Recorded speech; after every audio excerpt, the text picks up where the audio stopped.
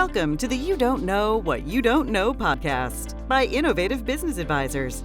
Successful business owners who have started, grown, and led businesses share their journey and direction for the benefit of those traveling the same path. Today we're talking with Charis Santilli, who's a visionary business owner providing life balance and transition coach services for individuals and business owners. She's also the host of the Cherish Your Life podcast, which you can find on all major streaming services.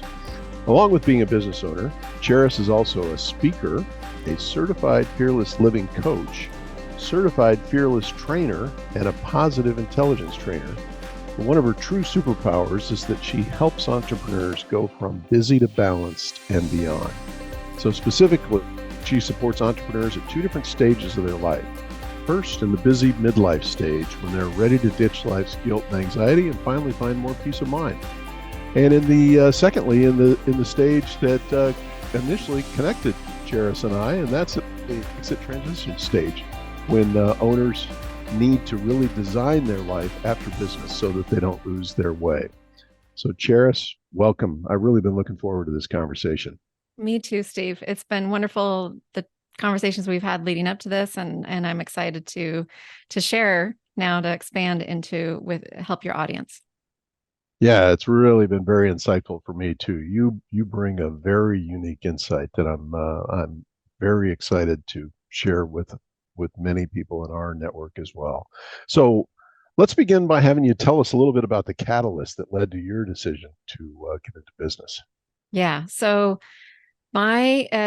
this is literally going to be a brief backstory, but I promise it will be very interesting for people. There's some exciting moments for sure.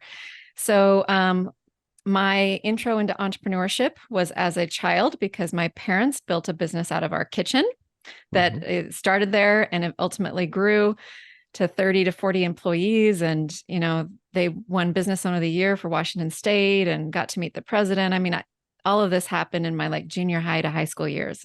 It's a very exciting time. And of course, as you can imagine, I modeled after them because I saw the hard work, the effort, the nights and weekends and everything that they did to create this success and truly go after and live the American dream. So I went after all the accolades I could in school and activities and everything that I did, and was a real go-getter and high achiever from the get-go, especially watching them. And when I came home from college after my first year, I was the summer I was turning 19, and we were celebrating my dad's 50th birthday, and we went for a hot air balloon ride. And I grew up in southeastern Washington State, very hot area, very hot day. We almost didn't go up, but we did. It was a beautiful yet hot ride. And then something happened and went terribly wrong when we came into land. And basically what happened was the basket bounced. You can't really control or pilot or drive these things. It hit the ground hard. We got lifted back up in the air, came down again for another landing attempt, and my dad ended up rolling out of the basket. And his foot got caught on a cord. He was drug about the length of a football field through corn and alfalfa fields. And at some point too, was also literally hanging upside down by his foot. And I saw that looking over the basket edge. And it was, as you can imagine, extremely traumatic and terrifying. And I was screaming and completely went hysterical. I don't remember our final landing. I just remember running over to him, and he was face down and not moving. But when we were able to get him turned over, he looked at how upset I was as his little girl and looked at me and said, "You should see the other guy." So he was able to crack a joke and try to make light and try to make sure I was okay. Yeah. He ended up with a broken neck and was paralyzed. So my dad was physically paralyzed. And as you can imagine, this completely flipped our world upside down and had a huge ramifications. My mom and I became emotionally paralyzed, and her coping mechanism was alcohol. And that eventually took its toll, and over a few decades, destroyed her liver, and she moved on out of this world. It'll be 10 years ago this coming Thanksgiving, actually. My coping mechanism was busyness and a bit of workaholic behaviors for sure for a few decades. And I mean, even just the night at the accident, I found that just getting busy and taking care of things just felt good and seemed safe. And so then that became very much hardwired into how I would cope with things moving forward. And ultimately, well, I already had the entrepreneurial drive in me. I already had that high achiever ambition. So this just amped things up and became, after a while, to an unhealthy degree, until body and mind caught, my mental and physical health things started sparking up for me and calling my attention and having me realize that I needed to make some changes. And it was about that time I met a coach, and there's a whole nother story there. But then if we just fast forward, ultimately that accident was the catalyst that changed my life. And then another tipping point moment later when I learned of coaching, and then ultimately after a handful of years of being coached and learning what that meant, then I decided to become a coach myself and help people. Yeah, and it as you mentioned, it just shattered your world. I mean, you guys had this idyllic lifestyle. Your mom had created this incredible business, which she and your dad ran, and you were kind of circling in its wake, if you will, and then all of a sudden this accident just shatters the whole life for all of you guys. Eventually, leading to your mom's early death, right? Mm-hmm. But yeah, she was only 64. Astounding, absolutely astounding. And you told me you found a real key insight after you were reflecting on your mom's experience in that regard. So, Yeah. share with us a little bit about that. So what part of the story I didn't mention is my parents literally lost everything. In the sense of, lost their house, lost their business over a period of time, but I mean, handful of years really. And what I saw is, and of course they'd lost the life as they'd known it, because my dad lost his ability to walk and to really do much movement and even have useful experience with his hands. Because it was a neck injury, not severed spinal cord, but severely bruised. So he's technically a quadriplegic. Wow. And so all sorts of losses that I can tell you, and there's kind of a piece of the story that all the details I won't go into because it'll take it too long, but at some point they even got the business back in a sense years later. And also during a sober period, my mom had a handful of years when she had finally had enough herself and quit and was clean for a while. And then some series of events happened and another bankruptcy happened, and it really was a final straw for her. And I had seen her go through that loss now twice, and of the business. And it was really, I think people talk about this, but I really saw it. It was her baby. The business was her baby. It was literally like a sibling. I mean, in a sense, I grew up with it, and it was for her like losing a baby. And it was also, it was her passion. It was very much connected with purpose, and it was very much connected with her identity. And it was devastating to lose it, not once, but even the fact that she lost it twice. And ultimately that was a final straw that, she was drinking again. And then she knew that would probably be the end because of everything the doctors had told her. And it was, the liver just couldn't handle it anymore. So I saw firsthand how attached people can become with their business. and how emotionally attached they can. And it's helped me to look back on that, reflect, and then see now as I'm helping business owners and in your world with this challenge of the exit and how are they going to transition, and this fantasy that I'm discovering that is out there. And then the reality that I saw from firsthand experience, and that advisors like yourself have shared with me that you've seen sadly way too often.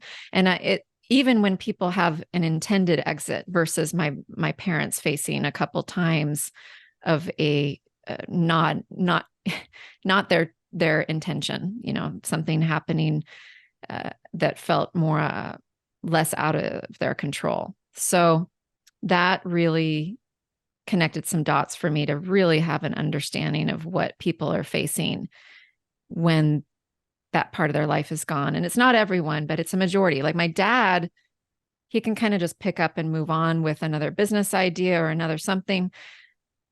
But it seems to be that the majority tend to be more like my mom.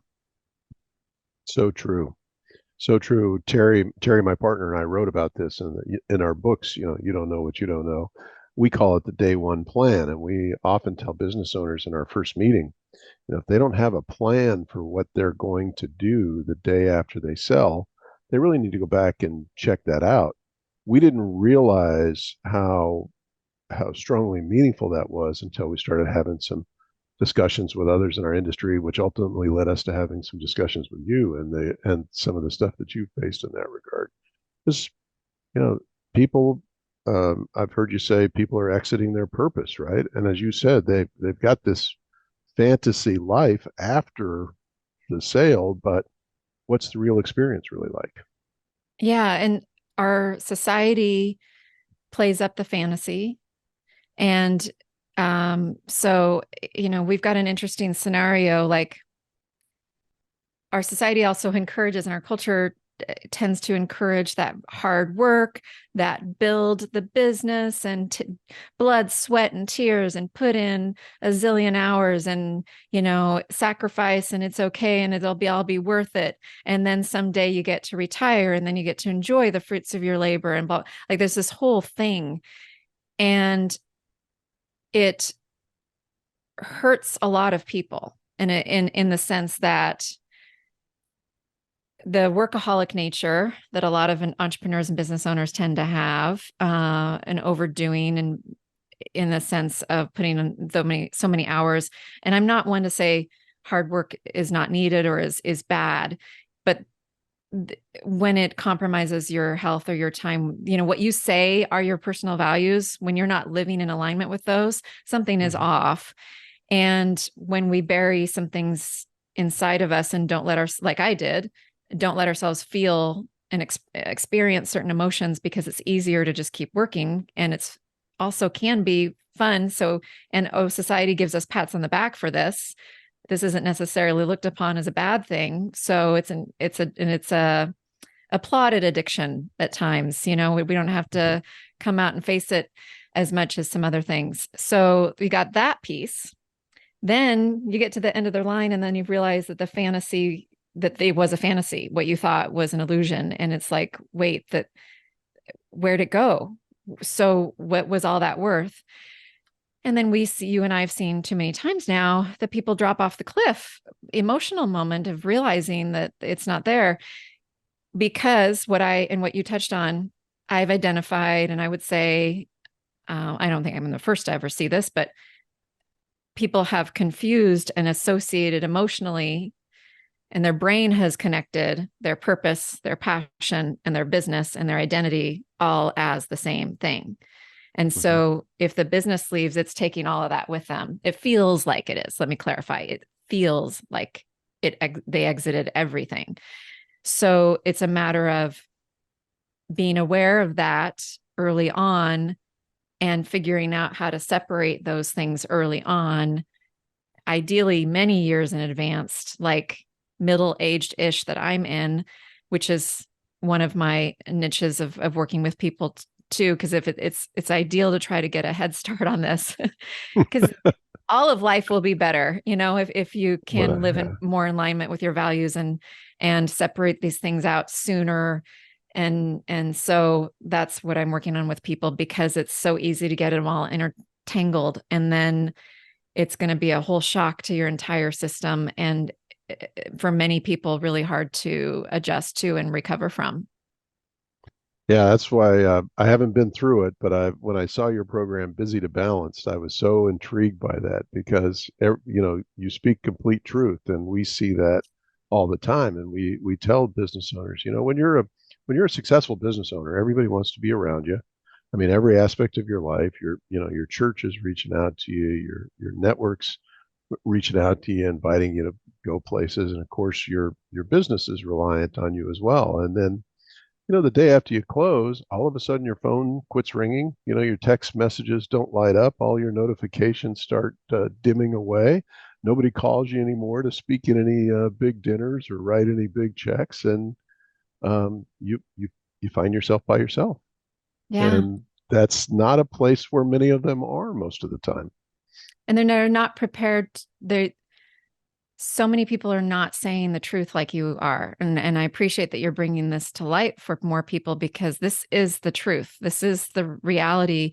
And to expect to think that you're just going to be okay from going, 100 miles an hour to practically zero it's one thing to do it for vacation for a few weeks or a handful of months, but to then have that carry on for many months. So I'm thinking of a particular client who came to me 8 months after the sale, and this, for him, leaving the business, exiting, was like he was ready. Like he was feeling burnt out. He was itching to move on. So that seems like, okay, well, great. Then he gets what he wants. Well, the reality is then, just like you said, he, and in his words, felt like a nobody once, the handful of months went by. Lack of purpose, lack of energy, lack of motivation, doing seemingly simple things felt really awkward and frustrating and irritating because he didn't have anybody to do them for him anymore. Because he just tasks that need to get done. Like he could have used to be able to delegate certain types of things, right, to an assistant or somebody. And there's still possibilities of getting personal assistance. So, I mean, those are, there's like workarounds for some of these things. But at the end of the day, he really was feeling lost. And that was another word, lost and depressed. And I mean, these are all words out of his mouth. So it's been, going to some basics. And what's especially challenging in that scenario is there's been months of his brain and his nervous system in this zone. And so that's now become the new way of being and thinking and feeling. So it's now become the comfortable place to be. Not comfortable like he's happy there. I don't mean that kind of comfort, but when people say your comfort zone, it's literally like your brain and your whole system gets used to something. And there's a whole part of you that's literally trying to keep you safe and basically says, this way you're living right now is working for you. You're still alive. So yay, let's stay there. And so that's why it's hard for us to make some changes in our lives at different times. And that's also why it's really hard to go from business owner to non-business owner. It's just such a jarring to the system. Your whole body after a little while is going to be like, wait, what just happened to me? Yeah, so true. And, the ultimate irony is now they have the time and typically the money to do all the things they dreamed of, but they find that, that bucket list is relatively short-lived, and they haven't given much thought beyond that, and frankly haven't given any thought into the fact that really it is their purpose that's gone, that they exited their purpose and they never put any real thought into what will be the next chapter of my life in that regard. Yeah. And who am I if I'm not this business owner? Right. Because we are all so much more than these labels that we give ourselves. But we encourage the labels and we support the labels, and then we live by the labels. So to move beyond and get underneath the labels, it takes some effort and some introspection, and it takes some practice. And that's why having a coach, somebody like me or somebody else, can be such a support. In some cases, therapy is super helpful, and I'm a big advocate for therapy too. I actually have done both, and both at the same time in certain times of my life as well, because they're different. But in general, doing this kind of inner work, well, just like building your business and scaling it up, pretty hard to do a one-man show. So you need help. Same here. This inner work is hard to be just solo doing it on your own as well. So getting some support, in this case, someone to guide you through the process and of your own self-discovery. And it's all about finding what's going to light that person up and what's going to make them, who can they be that they're going to feel proud of and feel worthy of having an enjoyable life without this business. Yeah, and I'm smiling because I love what you recommend. You strongly recommend that they take on a new CEO role. So tell us about that. Yeah, a few weeks ago, I thought of that over the weekend. I mean, I don't know if I'm the first to ever say this phrase. I didn't Google it or anything, but I was like, they need to be a new CEO, a new role, a chief emotional officer of their own lives. Because like when I mentioned my story early on too, my mom and I emotionally paralyzed, as I look back now with more wisdom and understanding. And so many people become emotionally paralyzed through their lives. And like I said, many business owners, many entrepreneurs, part of the reason we're so buried in the business is sometimes because it's easier to bury the other stuff. And I mean, like, not feel our feelings, not feel all of them, pick and choose what we want to feel.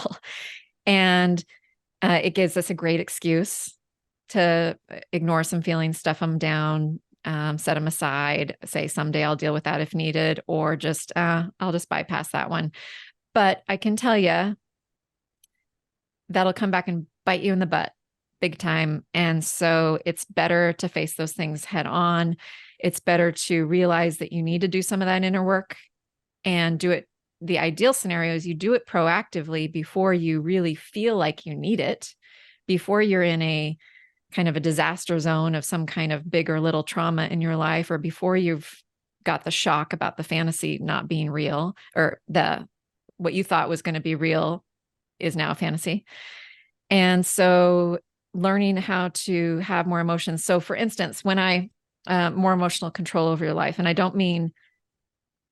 mean like learning how to feel the feelings, not have them overtake you, not jump on a train and go for a ride with them and have them dictate have you react to everything and be like, I don't mean that, but let them move through you. How do you do that? How do you know when you need to compartmentalize, but then revisit it later? Like you're in a meeting and you're feeling frustrated or whatever. How do you deal with that?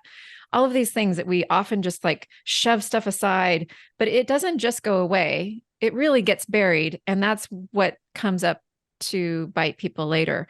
In the busy to balanced, and in the stage where people are in the earlier stage of their business career and life, what I refer to as life balance, when they're realizing something's a little off, is, for me, balance is not really about managing your time. It's more about managing how you feel. So that ties in too with the CEO, Chief Emotional Officer concept. And boy, all it is learning new skills and new tools. It's all possible. And I can tell you, life-changing. I mean, the person I was 10 years ago compared to the person I am now, the person I was even a year ago, to be honest, it's become kind of exponential growth. My husband even comments and thanks me for being such a great communicator now. So I don't always hold it together. I'm not even going to pretend. I'm still doing all of this work myself. And yet it takes things that used to upset me or irritate me or make me anxious, or the list has dwindled. Well, most business owners are they're the master of the art of the possible, right? They're the ones that, contrary to everybody's advice and counsel, go out and conquer. They go out and do it. So I love this. I think it's such an elegant solution in terms of giving them this new CEO role and inviting them to truly become, the art of the possible again. Take these things that have overwhelmed them and, get control of them and take them to where they want to go. And Yeah, now it's I know you've got a lot of some tips and techniques and, a whole process that you take folks through. Would you be willing to share an example of something that you might coach and train someone as one of your clients on this new CEO role? yeah. So you mentioned my coaching foundations are in fearless living and positive intelligence, and I've woven them together in certain ways and certain things that I teach, either inside my program or one-on-one coaching, or also through my podcast. So the things will pop up here and there. And I'll share what's coming to mind is I recently had a gentleman join my Busy to Balance program who is also a business owner. And just last weekend, he was in getting going in the first module because it's got some videos on online course with some live monthly calls with me. But he was watching a video and then commenting below, and he shared about one of the exercises inside the program, which sometimes I share here and there too. So that's coming to mind because it was literally, he said, "This is great. I'm excited to try this out." It's super simple. And to rewire your brain, it does not have to be complicated. And that's what I love about everything that I've learned and that I help people with and as my dad would always say, keep it simple, Santilli was a reminder to me, was a reminder to me. The true KISS method. Exactly. Yeah. My family's KISS method was pulling in our name. And because I would tend to try to complicate things at times throughout my younger years and and I still do occasionally, but anyway, so simple here. This is from Positive Intelligence, and positive intelligence quotient becomes PQ, like Okay. IQ, EQ, PQ. Yep. Okay. So they refer to these as PQ reps. So all it is you focus on one of your senses, super, super, super, super focus on just one sense for at least 20 seconds. And what it can do is it can get in positive intelligence, they talk about the saboteurs, like we've got these inner saboteurs. Think about the voices in your head, or the thoughts or the things that it's like our superpowers but when they get triggered, they become our worst enemy. Mm-hmm. So the hyperachiever, the hypervigilant, the restless, the people pleaser, some of these things. So to get those, and also we can think of this as the underlying fear that's controlling us too, to get that to quiet down, we need to activate what we call the sage, or in fearless living, the freedom side of us. And basically we're talking about the calmer, more grounded part of us. It's a lot in the right brain, bringing that online. Mm-hmm. So focus on one sense. So for example, if you're watching the video, if you rub two fingers together, and if you were to close your eyes right now and do that, and you focus on the feeling of your fingertips rubbing against each other such that you're trying to actually feel and identify your fingerprints, the actual fingerprints in your skin, you get that focused for at least 20 seconds. If you can go a little longer, then go longer. But that's an example of the sense of touch. And you could even do that while on a Zoom call. You could have that in your lap. You could keep your eyes open and you could just try to bring presence to yourself.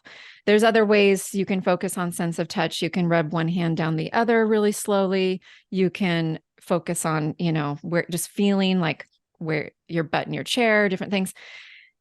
And every person's different on what appeals to them the most. I personally love sound a lot. So most of the time, except it's a little hotter day here, so I just shut my door, but I have a door to the outside and I've got bird feeders outside my home office.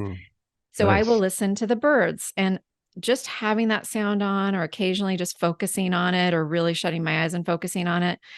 But that's actually even been all of these root back in science, for sure, about the focus and the senses, and birds specifically too. There's a whole separate study just specifically about birds. Just side note, it doesn't have to be real live birds outside your door. If you're in a city or something, you can actually pull up a video and listen to them.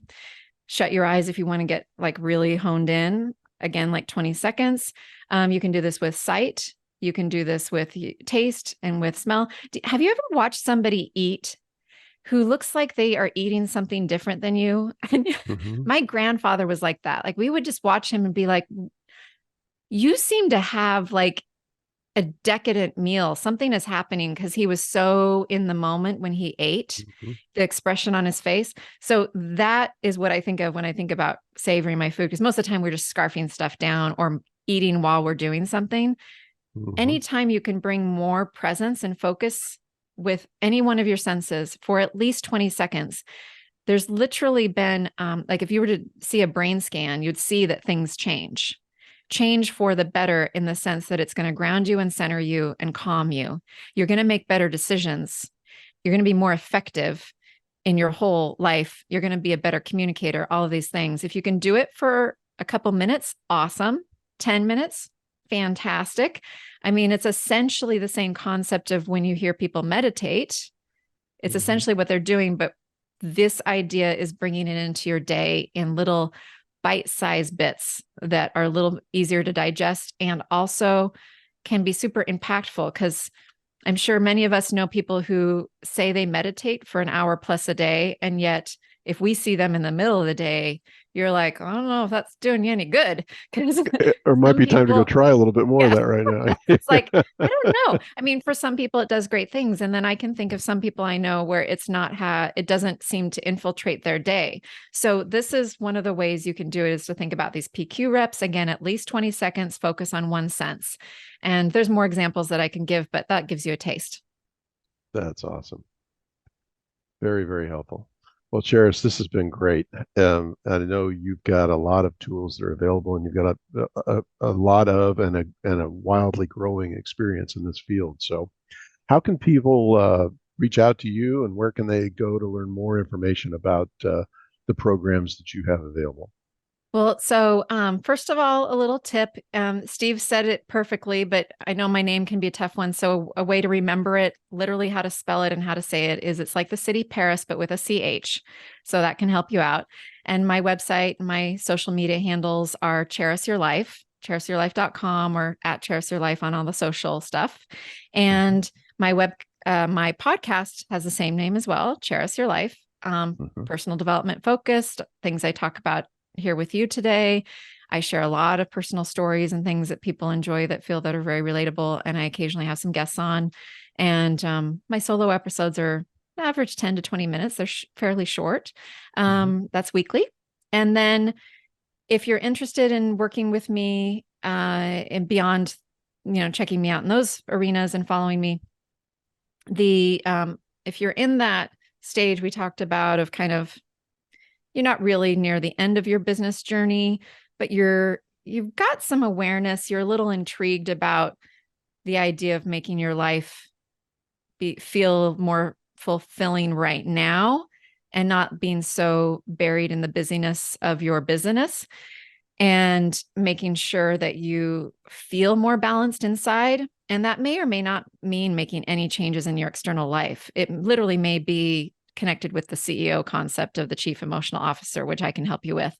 So I've got a program that you mentioned, Busy to Balanced. And then I also do one-on-one coaching, limited spots, but I do have that for that kind of edge of the niche of where you are in your business journey in your life. And if you want to check out a little bit more of my coaching, get a little taste of it, and also learn what's inside that program, Busy to Balanced, as an online course that also has some monthly calls, you can go to charisyourlife.com/video, and there's a free training there, 30-minute video training, and you can get a taste of a couple more exercises from me, and then learn more about that course. And right now, I've got an exclusive offer inside that for you for joining that program. Now, on the you're looking toward the exiting side of life, business and your life after business. If you have some years to go, even just a couple or a year or something, anything, the more the better. We can start planning and seeing how you can make sure that you're not shocked at the end of the road, even though you're like, oh, I think it's going to be great. If there's just a little bit of you that's been intrigued by our conversation today and is like, Steve, I trust him. I know what he's talking about. He's apparently seen a lot of this go, a lot of instances where this has gone bad for people. So maybe I want to give this some thought. Well, then, and if I resonate with you, then you can reach out to me. You can send me a DM on any of the social, or they'll have my contact information below, I'm sure. And we can start working on a plan so that you can make sure that you really are ready and actually start making some life transitions sooner than just waiting until your exit. Because that's the ideal scenario, is that you don't exit your business like on a specific day, but that you like exit over a period of time, so that it's not going to be so shocking and you can ease into everything and you can start filling in some of the gaps in your life to make sure that it is a fulfilling life that you're moving into. And then if you've already sold, that's another option too, or you're right at the end of the line, I can help you then too. Just reach out. Awesome. I heard you say it and I wrote it down. It is the missing piece of exit planning. And I think it's so valuable and so richly needed out there. I hope people will do that. And you're right on. The more time you give yourself up front to do this, I think probably the more effective it will be. But Charis, this has been awesome. Thank you so much for the generous gift of your time today to share this with me personally and with our group as a whole. And I just want to say God bless you and all the work you're doing in that regard. You're really making a difference out there. So go out and be well. And as always, we will have all of Charis's contact information down in the show notes. So if you're listening to this on any of the various channels, you'll be able to see that below and click on those, and that'll take you directly to her. So thanks again, Charis. It was an honor to speak with you today. Thank you, Steve. Thank you for listening to the You Don't Know What You Don't Know podcast.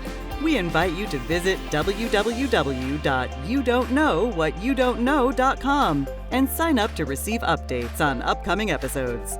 You can also let us know if you'd like to be a guest or recommend a business owner to be interviewed. Find us on LinkedIn, Facebook, and YouTube, where you can like, follow, share, and join our efforts. Thanks for listening. We hope you join us again.